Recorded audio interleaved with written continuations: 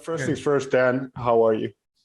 I'm good, thanks. Yeah, I'm fine. I am just at home in London between tours, about to start rehearsing for our next tour. But yeah, I'm good. That was a very boring answer. Sorry. How are you?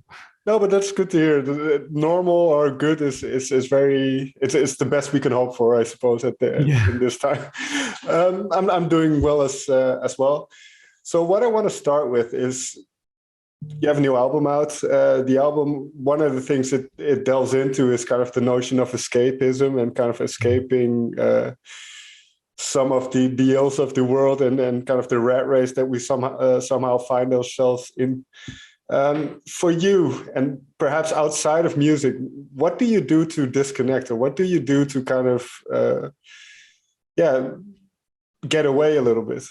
Yeah, really good question. I love I love fiction, so that's my escapist drug.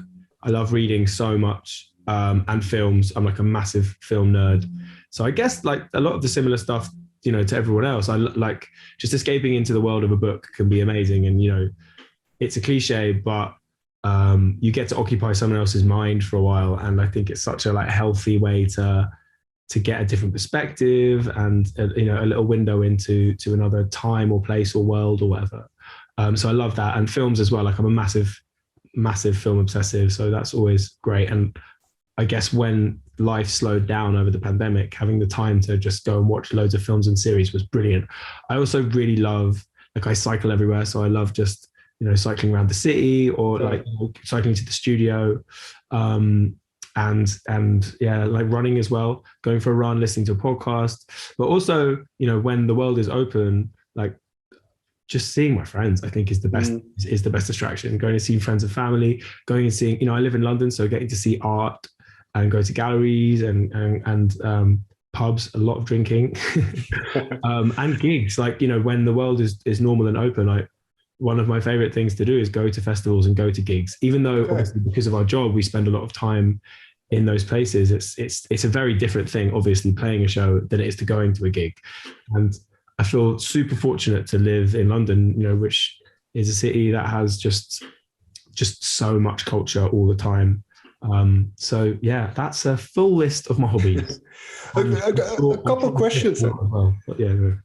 No, a couple of questions, because I find it very interesting that you still make a point of it to see music as a spectator, to go to gigs as a fan in a way. And there haven't been that many shows in recent years. But what was one in the past couple of years that really impressed you? Something you saw? Well, it's weird. So on Friday, I'm going to see Big Thief. They're playing in London, and the last gig that I saw before lockdown was Big Thief. Okay. So yeah, I went with a bunch of friends at Brixton Academy, just down the road, and my friend Ralph, who's in another band but was also like a friend of mine from university. He was so drunk at the gig, and he kept saying the whole lead up to the gig, he kept saying, "This is going to be the gig of the year. I promise you, this is going to be the gig of the year." And he kept saying it like a weird amount. And he was saying it all through the gig. "This is the gig of the year. This is the gig of the year." So obviously it really stuck in my head. But then it was literally the gig of the year because there was no more gigs. And, and the whole live industry shut down. So that was kind of strange. And that will always stick in my mind. But it was also an unbelievable show. Like, they're incredible. And yeah, so, it's kind of interesting. In the UK, a lot of restrictions and COVID restrictions have just been lifted. And on Friday, I'm going to go see them again. So obviously COVID is by no means over, but it's interesting that these 2 years have been framed almost to the day with Big Thief gigs. So I feel very excited about seeing that on Friday. I can't wait. And Ralph, by the way, who's also coming, has already been saying it's going to be the gig of the year. I'm like, dude, shut up! don't curse us again. Well, yeah, Big Thief is. I can imagine that would be one of. I still want to see them live. I haven't been able to, but I really love their music. Yeah, me too. They're brilliant. You mentioned something earlier that I found very interesting as well, is saying that you like fiction because you kind of it allows you to inhabit another character or another world even. As a songwriter, is that a good skill to have, to be able to inhabit other people's thoughts, or to kind of I think so. I mean, I wouldn't describe myself as a fiction writer a lot, because I went to university and I studied English literature. I never studied music, and so I guess my head was always growing up in like books and films, and so that was like, for me, you know, as with like the things that people are into often, you know, act as like a window into the world and into other people's lives. And for me, it was fiction, it was stories, and I think, yeah, as a songwriter, there's always a lot of my life experience within our songs, but I've never been someone that's written autobiographically. You know, you hear other artists talk about their music as a way to sort of purge their pain, or, you know, deal with a breakup, or, you know, articulate their frustrations in life. And I think there are elements of those things in what we do, but our music's always been about escapism. So, you know, even on our first album, I made that record on a laptop in my bedroom, and, you know, it was all about imagination. It was about being able to put on a set of headphones and build a soundscape and write these songs that took me to, you know, to Mount Vesuvius and to Pompeii, or took me to the time of Icarus, and took me into Twin Peaks, into the forest, you know, with Laura Palmer, and took me to all these places. So, yeah, I guess it's always been quite fun to sort of inhabit different characters. And it's interesting, I think, as a music fan, I remember hearing Laura Marling talk about how frustrating it was that people always assumed, because she was a woman and a songwriter, that all of these songs were about her. And she was, you know, she said, like, absolutely not. I occupy characters all the time. That's what I find interesting, you know, I guess. And I was really fascinated to hear that from her, because as a fan of her music, I probably quite naively had assumed that they were all her stories. And it's interesting that they're not. And I wonder if that changes your relationship to songs that you know and love, if we kind of project what we think the person who's made them is like on the lyrics. Because I think back to some of our older songs, and they're quite like emo and sad and stuff. And I don't know if that necessarily reflects me as a person. I think, were you to listen to those words and try and form a picture of me, that's definitely not like who I am every day. So that's, I guess that's kind of interesting. But yeah, as a songwriter, like, I love writing for other people, and I love being in writing sessions for other projects. And, you know, it's really fun to put those different hats on. You know, you sit with a different artist and try and write a song with them, and it's about helping them articulate what they want to say, or, you know, or narrativize a story that's happened in their lives, in, you know, in a way that feels really true to them. And that's really fun. I love that. In terms of songwriting then, because there's all kinds of fiction writing, obviously, and then somebody can write a book, but you as a songwriter have to kind of whittle it down to about 4 minutes and tell this whole story. So what have you found are either the challenges in that, and how have you kind of, as a songwriter, grown into that process where you can kind of concisely get across what you want to get across? Yeah, interesting. Like, it's a really interesting point. I think when we started out, I think my lyrics were probably quite a bit more vague, because I think it left room for interpretation, and I would have a really set idea of what I was trying to say, but it was always interesting for me to see that didn't necessarily come across. I think as we've progressed and I'm much more certain in what I want to say, I think we leave a lot less room for doubt now. I think we're much more obvious with our references and the things that we're nodding to. When we were making our second album, the world was in a real strange state of flux, like, you know, in the UK with Brexit, and in America with Trump.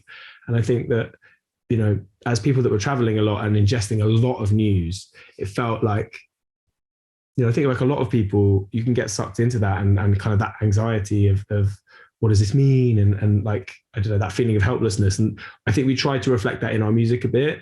And that sort of opened the door for being a bit more like honest. I think there's just about the things that we're worried about. You know, no one wants to hear someone in a band preaching away or like banging on about stuff. So I think we've always tried to straddle the line between being really honest about the things that we care about, but also like appreciating that music for us and for other people is a place to escape.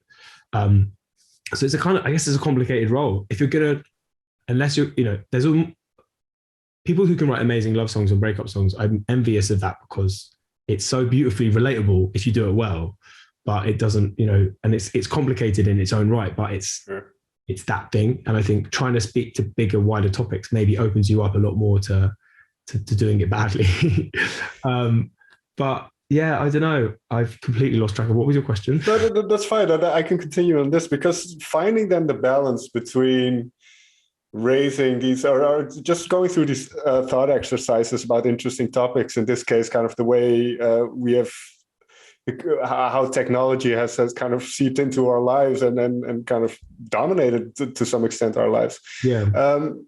But then to find a balance in that it's not just preachy or a very Black Mirror-esque kind of evil thing on the horizon, to balance that out, for instance, with a song like Future Holds, I think you accomplished that in this album. So how important is a song like that? Thank you. Thanks very much. I mean, I was really aware that if this album is like our science fiction film, that sci-fi is brilliant at confronting issues that are complicated and, you know, elements of society that are maybe not okay. But it's also really escapist and it's really fun and entertaining in a lot of ways. And so I think that was something that we tried to think about a bunch, you know, how can we have complicated and interesting conversations, hopefully in our music, or gesture towards them a little bit without getting too heavy handed. And I think we constantly brought it back to the sci-fi thing and constantly tried to bring it back to humanity.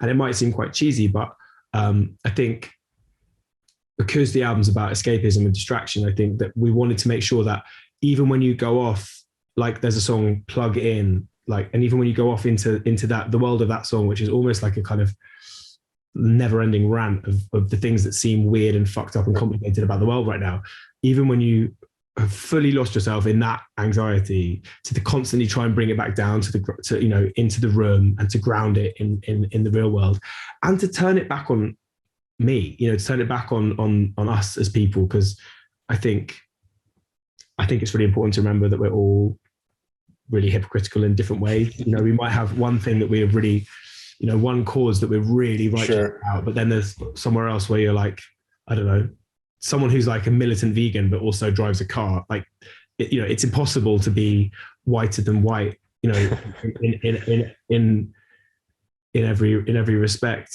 I think. I mean, unless I don't know, it just is. It's like just existing in the modern world. Like we all fuck up a bit here and there, and that's just a part of it.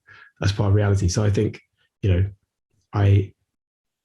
I'm wanting to have a conversation about our relationship with technology and how it can really fuck with your perception of who you are and your relationships with other people and your attention and your addiction to it. But at the same time, I'm like the worst phone addict in the entire world. So I'm not coming at it from a position of judgment at all. So hopefully that comes across in the album, and also just surrounding it in music and in production and in beats that are fun. And that, you know, it's that Trojan horse thing of trying to have a nuanced conversation within the world of pop music, but remembering that it's pop, and you know, you want it to sort of take you away somewhere and not constantly hit you over the head with like feeling bad about stuff. So I don't know, that was a kind of a thing to balance in the album. I think we tried to do that and hope that our filter was good enough. And, you know, I love the idea of ending the album with Future Holds, and having this song that kind of came at the end of an album that was totally concerned with the future and different versions of the future and the complicated state of now, but then ending it with a almost like a, I don't know, like a shit joke that's just like, why are you worrying about the future? You could be dead tomorrow. Just try and enjoy what you've got, you know. I thought that would be like quite a funny way to undermine it at the end. But yeah, I don't know. I think hopefully it doesn't go too far up its own arse. And like I said, just by trying to sort of ground it constantly back into the room. Like Riz's poem in the middle, I think is is really brilliant at that. You know, it takes it from these big grand worries in plugin, which although they're kind of epic and paranoid, they are also just a big part of everyone's daily lives. So I think that's also the thing that's kind of was interesting with this album, setting out to write a sci-fi and sort of realizing we just wrote an album about now in a lot of ways. But yeah. What I find very interesting about kind of science fiction and how we think about the future is we always make predictions of where something will go. And I mean, a lot of movies do that, what life would look like in 20 years. And they're always so, I mean, in Back to the Future, I think the future was 2015, right? And flying cars and everything. Yeah, totally. I mean, that's the thing that's what's so surreal is obviously we've surpassed loads of the sci-fi. I mean, look at 1984, right. Like I said, Back to the Future as well. We are beyond that now.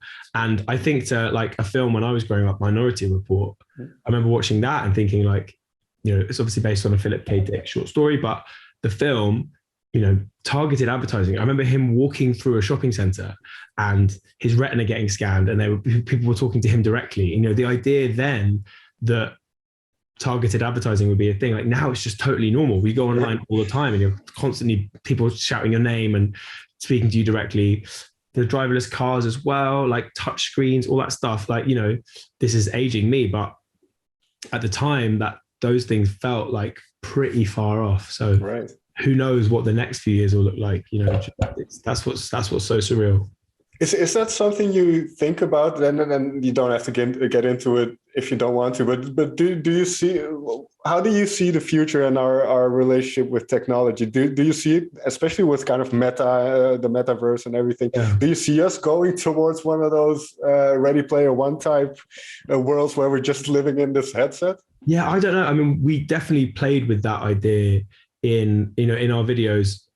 After we made the album, we created this whole world around it, and we set up this fictional tech company called Future Inc. You know, very originally named, that has this technology, Futurescape, which is, you know, essentially like taking VR one step on, like kind of Ready Player One-esque. You know, you can go into this world within your mind where anything's possible. And I guess we use those sci-fi tropes to sort of just take the piss out of the places that are already doing that and that where that is real, and the idea that might be a future. I've got no idea, and to be honest, I'm not like a massive expert in futurism or like tech or whatever.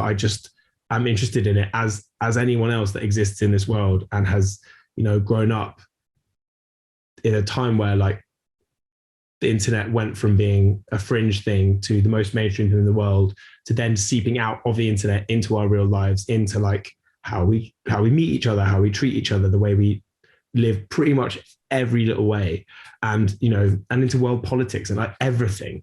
And it's kind of, it's fascinating, isn't it? I wouldn't say that I'm someone that sits awake all night, like scratching my head about it and worrying about the future.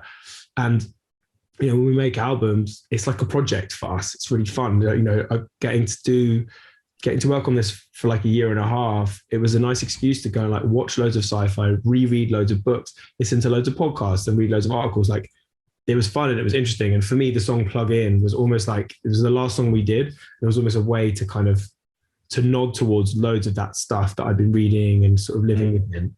But like with the album, you know, if you think about it too much, you'll go a bit mad. So I like everyone, I'll see something online and be like, oh, that's interesting. Like, God, we're fucked, aren't we? Or like, oh, that's interesting. Like, that'll be really fun in the future. You know, when it's interesting. We launched Future Inc. as like a tech company, and it had its own, you know, the Innerverse. And then a few months later, Facebook launched Meta with the Metaverse. And, you know, like, obviously it's just a coincidence, but it was funny to us. You know, we didn't mean to be that on the nose.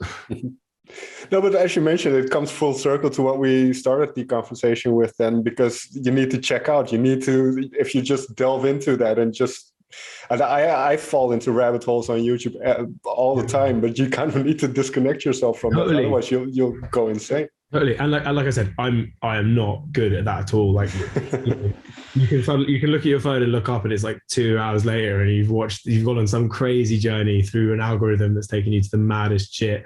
And that's just like the weird reality of like living in 2022, isn't it? But yeah, I guess like it's that thing that I'm not yet good at, but the sort of, it's the thing of trying to remember to put it down, to like switch off, to kind of, to be in the situation that you're in and enjoy it as much as possible, or make the most of it. And yeah, I mean, inevitably when you do that, even just going for like a walk or whatever and just not looking at your phone, like life slows down, you can appreciate things more, you know, you get to think things through. Me as a songwriter, like I had loads of ideas when I put my phone down. Yeah.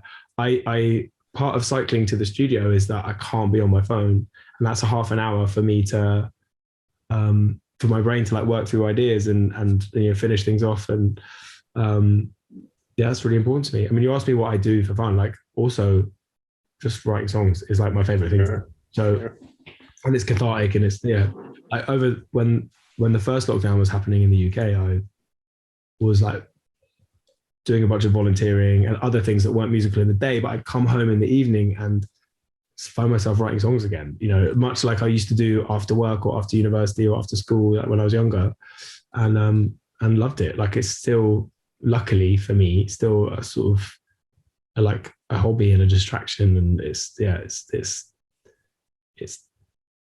nice like that. Yeah, that's very good to hear that you have that the well hasn't run dry yet, that you still have that passion for it. Yeah. So I wonder if as well, like writing about not just my life and is helpful in that respect, because there's so much out there to mine from and to you know, to look at, and so many pairs of shoes to put yourself in, that for me so far I've been lucky and able to just kind of to keep writing. Right. Well, finally then, because you mentioned all these elements of kind of disconnecting, and I've never been on stage and performed for large groups of people or anything, but I can imagine, and from what I'm told by a lot of musicians, is that moment, that hour on stage or hour and a half, is kind of this kind of, or it can almost be this transcendental thing where you're not very conscious of what you're doing, you're just in the moment. So now that that's coming back again, and I don't know to what extent you've been able to do so in the past couple of years, but how do you perceive live shows, and what do you get out of them? That's a really good question. I'm not hugely comfortable on stage. I love being in the studio and I love writing. And I, growing up, never thought that I'd be in a band. So I never really like thought about it or fantasized about it. So when our first album was quite successful, like it was a big surprise to everyone, including us. But, you know, we'd also started from the very bottom, you know, putting songs out online and driving up and down the UK in a car that we borrowed from our friend's mum, you know, sleeping on floors and playing in tiny pubs and toilet venues and stuff like that. So we sort of grafted like from the bottom up. And I had to just learn how to be a frontman, because I didn't really know and I hadn't thought about it. And so it became for me about distracting myself a lot and trying to jump into the crowd. Like, I don't, as someone that goes to gigs, like I don't love that separation between band and audience. So I was like, what can I do to break that down? Go in the crowd as much as possible, dance around, climb up on things, fall over. Like, you know, I'm not a particularly slick or elegant frontman. But yeah, I guess you do have to go somewhere else. For me, it's, you know, I can get really anxious on stage and I get really nervous, and sometimes when I'm having, you know, panicking a bit, I go like pitch deaf and I can hear noise, but I can't hear like myself in the context of the other instruments, which is a fucking nightmare, because like obviously the one thing you want to be able to do when you're standing up in front of those people is to like feel good about what you're doing. But I have to like weigh that up with how lucky I am to be able to do this, and and how amazing it is to get to go to different cities and countries and play to people who love our music. Like, that's such an insane privilege. So it's just, I guess for me, live shows, like, some people like feed off it and they love the attention and the energy, and for me it's just quite surreal. It's kind of like, I guess survival instinct kicks in of like, I need to get through this and do it well. Sometimes I'll completely lose myself in it and have an amazing show, and when you feel like you're like almost at one with the audience, and that's great, but it's not every time for me. So it's a bit of like a roulette when I go out on stage. I never quite know if it's going to be great or if it's going to be fucking awful, and I don't mean the crowd, I mean sure. Yeah. So it's interesting. I guess we toured nonstop for like 7 years since our first album came out, and we'd planned to stop in March 2020. Like, we'd planned to have a break. Obviously, everyone in different ways had a break from their lives. And that's, so it's been 2 years. We've done some gigs, like some with orchestras, some normally, but we're about to go on tour in a few weeks for the first time in like proper tour. And it'll be interesting. I think as a music fan, I love the idea of going to gigs, and, I'm so excited to be back in rooms listening to live music, but it's going to be interesting to see what it's like. It's been super tough for the live music industry, and I feel like I am very fortunate to also have the sort of songwriting side of what I do and the ability to go and make albums. For people who just exist in the live world, it's been a waking nightmare. But I guess I'm excited for our tour, because we get to put a show together that feels like hopefully an appropriate and fun and distracting, like, live visual version of our album. So that'll be great. Man. But it's kind of mixed. It's like mixed feelings for me, I guess. Okay. Because I love making things. I love that feeling when you've just written a song that you've just managed to bring something out of nothing, and that's a crazy feeling. And so I've missed elements of touring a lot, but I've also tried to make the most in the last couple of years of the time and the space to write and produce and make albums and make EPs and all the other kind of musical projects that I'm working on as well. That's been a great distraction. Well, one last thought on this then, because you've had number one albums before. In terms of success, the band has done great, I think. What are your ambitions as a musician then? Where the band is at this stage? Because, well, this album back at number one, does that mean anything to you, or are you more concerned with kind of the creative output or the creative goals, so to say? Yeah. Oh, it meant so much to us. It was so exciting. We never take anything like that for granted. So it was really nice. Also, mainly just, it's so rare in the creative world that you can put loads and loads and loads of work into something and then get like a tangible result. Mm-hmm. So for all of us, for everyone who worked so hard on the album, that is amazing. And it's such a nice thing to have. But yeah, I think for me, the realization with this album, Give Me the Future, and with what we're doing next, is we are so lucky to be 4 albums in and still allowed to make music. Sure. And I think for me now, every album has to justify itself. It has to do something different. So Give Me the Future, it was like, right, we've finished the first trilogy of albums. That's done. This album is about collaboration. It's about trying new things. It's about pushing ourselves sonically to places where like, maybe further than I feel comfortable. And then when we decided it was a sci-fi, it was like, we can go full into these themes in a way that we might not have done before. Because I'm like, we're only going to make this album once. We're only going to live in this sci-fi world once, for like a year or two. So let's just fucking go there and have fun with it and push it as far as we can. Mess around with my voice, use loads of vocal production, loads of effects, loads of plugins, like loads of synthesizers, because what we're doing next after this year will be totally different altogether. And So yeah, let's get this out of our system. And then the next one, make it good enough that it has to justify why we're doing that, you know. So that's the challenge for me.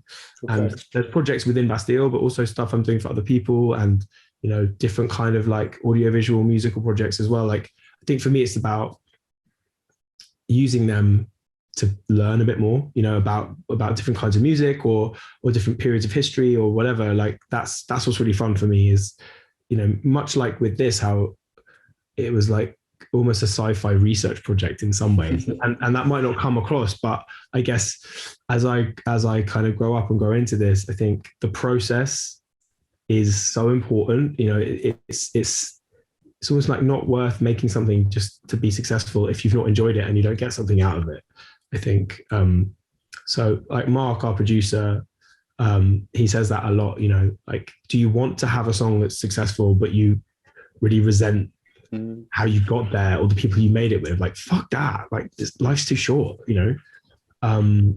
So that's the thing. I mean, I say that I'm not necessarily very good at acting like that, but that's what I would like for us. You know, it's not, I feel as a band, like we have moments that are really mainstream and then lots of moments that aren't. And, you know, the things that I've loved, like I love doing MTV Unplugged. That was so nice getting to reimagine all of our songs. I've loved the reorchestrated projects. You know, they're small gigs and they're in concert halls, but I get to stand on stage with like 70 musicians and an orchestra. And that is amazing for me, getting to sort of like shy away a bit and just enjoy how amazing they are. That's brilliant.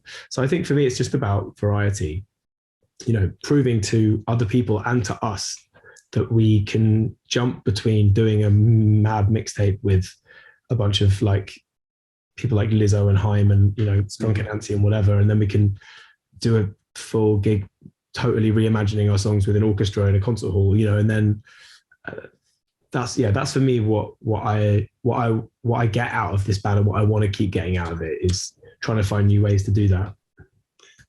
Well, Dan, it's going to be interesting then to see what you come up with next. I want to thank you so much for taking the time to talk with me. It's been a pleasure. Well, thank you. Sorry for talking so much.